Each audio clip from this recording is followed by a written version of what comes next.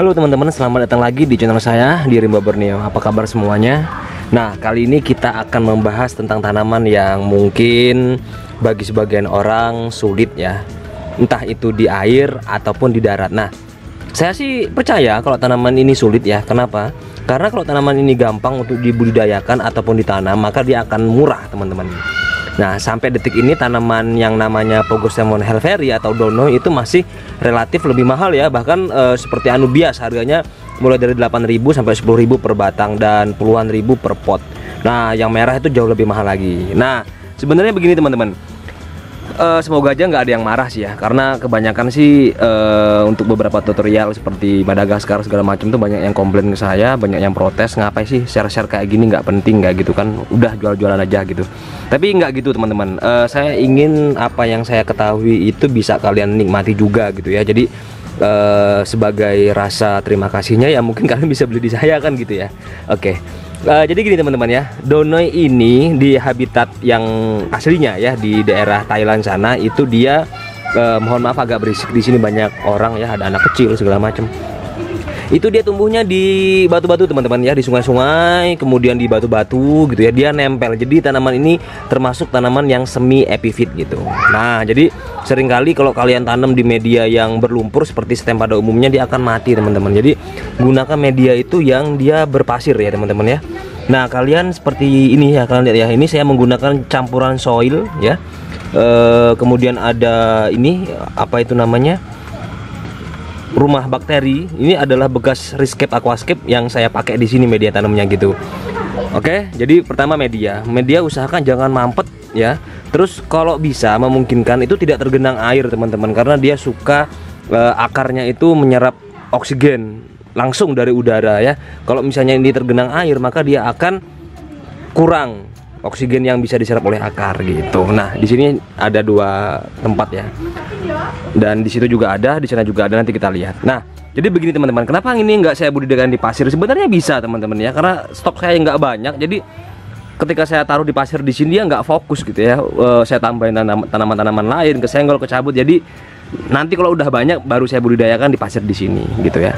Nah, terus yang kedua untuk cahaya teman-teman ya. Untuk cahaya dari tanaman Pogostemon helveri ini sebenarnya dia cahaya tinggi juga nggak masalah, tapi dia butuh sedikit kelembapan yang lebih gitu. Jadi kalau kalian taruh di outdoor ya, dia cenderung pertumbuhannya lebih lamban teman-teman. Jadi saya pernah naruh di outdoor di luar sana ya, di kolam-kolam stem, dia tetap hidup bagus gitu ya, tapi lambat dan daunnya lebih kecil, nggak seperti ini ya. Ini jujur aja cuma dari beberapa batang, kurang lebih berapa batang ya, 10 batang mungkin ya.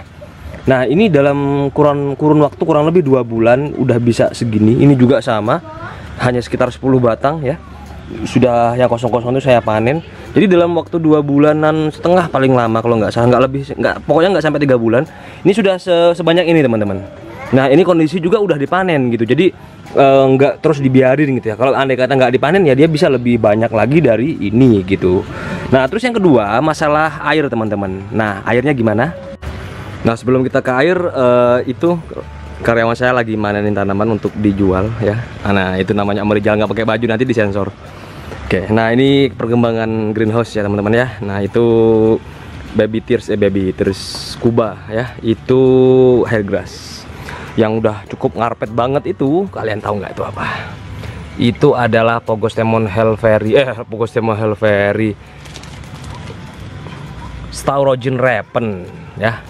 Tuh dia udah ngarpet. Oke, dan ini stoknya udah banyak yang kosong. Nah, di situ juga ada dona, yuk kita ke situ yuk. Oke. Nah, ini full Echinodorus teman-teman. Kita nggak lagi ngupdate greenhouse tapi lebih ke donainya. Nah, oke. Ini juga sama, bisa kalian lihat itu ya, itu ada campuran pasirnya. Kalau kalian menggunakan full silika juga bisa, silika kasar ya. Kemudian kalian kasih dekastar gitu, pupuk dekastar, pupuk slow release. Nah, untuk cahaya ini cukup butuh lumayan tinggi cahaya, tapi jangan sampai outdoor. Sebisa mungkin itu kalian apa ya, taruh di tempat yang lembab ya. Atau kalian bikinin greenhouse seperti ini, itu jauh lebih bagus. Atau disungkup lah ya, dikasih plastik kayak gini gitu kan. Jadi sehingga dia bisa mengurangi cahaya, dan jangan sampai suhunya terlalu panas ya teman-teman ya, suhu media tanamnya, suhu substrat ya.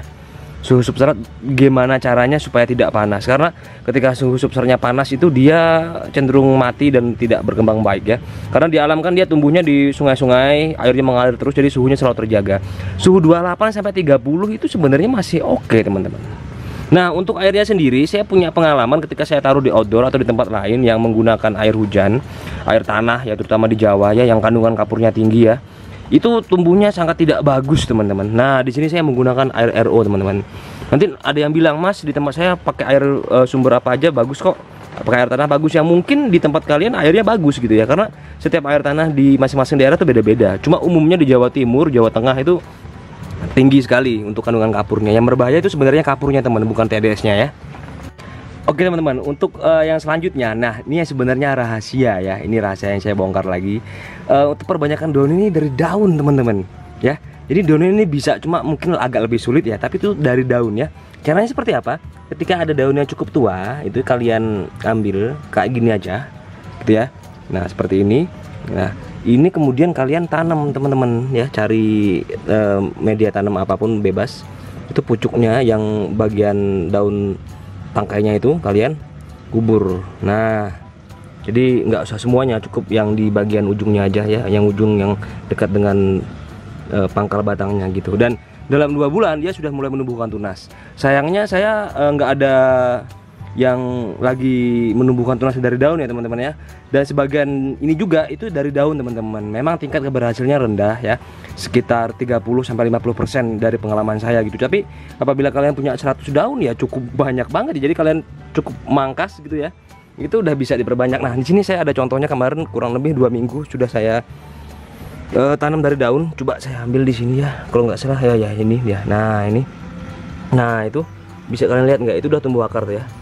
Nah oke, itu udah tumbuh akar. Ini satu lagi kita lihat. Oke, udah tumbuh akar juga teman-teman. Nah itu ya, bisa kalian lihat dia udah tumbuh akar. Kelihatan nggak akarnya tuh? Dan itu sudah mulai menumbuhkan tunas teman-teman. Sudah mulai menumbuhkan tunas. Coba saya zoom ya, siapa tahu bisa dapat detail. Teng. Nah itu dia, itu sudah menumbuhkan akar dan sudah menumbuhkan calon tunas di atasnya ya. Oke, nah itu dia. Nah itu dia. Oke. Jadi saya sudah banyak sih panen dari ini, dari daun gitu. Jadi cukup simple sebenarnya gitu. Jadi nggak sulit ya.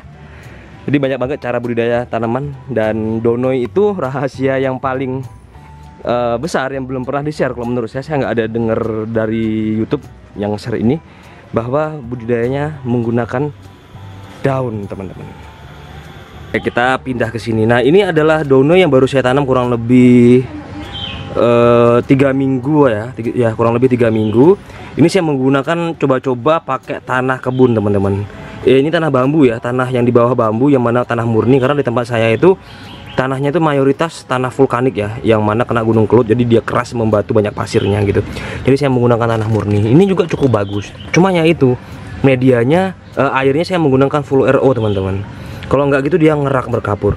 Jadi gini ya teman-teman ya, sebenarnya kalian itu sering salah kaprah. Oh TDS tinggi berbahaya, TDS tinggi berbahaya. Sebenarnya TDS itu tidak bisa menjadi tolak ukur kalau TDS tinggi itu berbahaya, kurang tepat teman-teman. Tapi apa yang terkandung di dalamnya. Nah ketika di daerah Jawa ya, sebagian besar itu kandungan yang menyusun air itu mayoritas itu zat-zat kapur, magnesium gitu ya. Nah itulah yang berbahaya bagi tanaman gitu. Tanaman nggak suka. Jadi efek dari kapur itu sendiri dia meningkatkan pH air teman-teman. Nah jadi gini teman-teman yang harus tahu, tanaman ya, baik itu tanaman darat ataupun tanaman air, itu dia menyerap nutrisi itu dalam bentuk ion-ion nutrisi. Nggak layaknya burung, hewan atau manusia ya kita makan. Tanaman nggak gitu. Jadi nutrisi yang kita beri, NPK ya, nitrogen, potasium, kalium dan lain-lain itu harus berubah menjadi ion-ion dulu, baru dia bisa diserap oleh tanaman gitu. Di pH yang tinggi, proses terjadinya ion tuh lebih sulit. Makanya di daerah yang kapurnya tinggi itu pasti gersang ya. Hanya beberapa tanaman tok seperti jati yang tumbuh bagus di situ. Gitu. Jadi sebenarnya pengaruhnya lebih kepada pH, teman-teman. Nah, ion itu terbentuk secara melimpah di pH asam atau rendah gitu. Jadi dia bisa memaksimalkan pupuk yang kalian serap. Kalau pH-nya tinggi misalnya 8 sampai ke atas, ya bisa dikatakan pupuk yang kalian kasih itu mungkin hanya keserap 10%. Jadi tanaman akan malnutrisi walaupun pupuknya banyak gitu. Tuh kalian lihat cukup cakep ya. Ini agak sore jadi udah lumayan gelap di sini. Nah, oke. Nah, untuk perbanyakannya donoi ini sebenarnya masuk kategori stem plant. Jadi dia bisa ditanam dari batangnya. Nah, dia juga mempunyai sulur, teman-teman. Jadi ketika dia sudah tumbuh gitu ya, kemudian dia akan menjalar seperti ini. Kemudian dia akan bengkok ke atas ini ya, naik ke atas dan menjadi individu baru gitu. Jadi nanti kalau kita potong di sini ya, itu nanti dia akan tumbuh-tumbuh tunas. Jadi sama aja seperti tanaman stem pada umumnya, dia perbanyakannya itu dari tunas batang atau stek seperti itu. Jadi nggak begitu sulit ya teman-teman ya. Nah, ini donoinya udah agak sore sih, kurang bagus gambarnya. Oke, semoga kalian bisa menikmati video ini. Apabila ada pertanyaan silahkan tinggalkan di kolom komentar. Intinya kalian selalu terus mencoba, belajar, pahami dengan baik, jangan setengah-setengah ya. Nah itu, oke. Ini apa ini? Ayo. Hygrophila kompak ya. Ini greenhouse minimalis saya. Sampai jumpa, see you.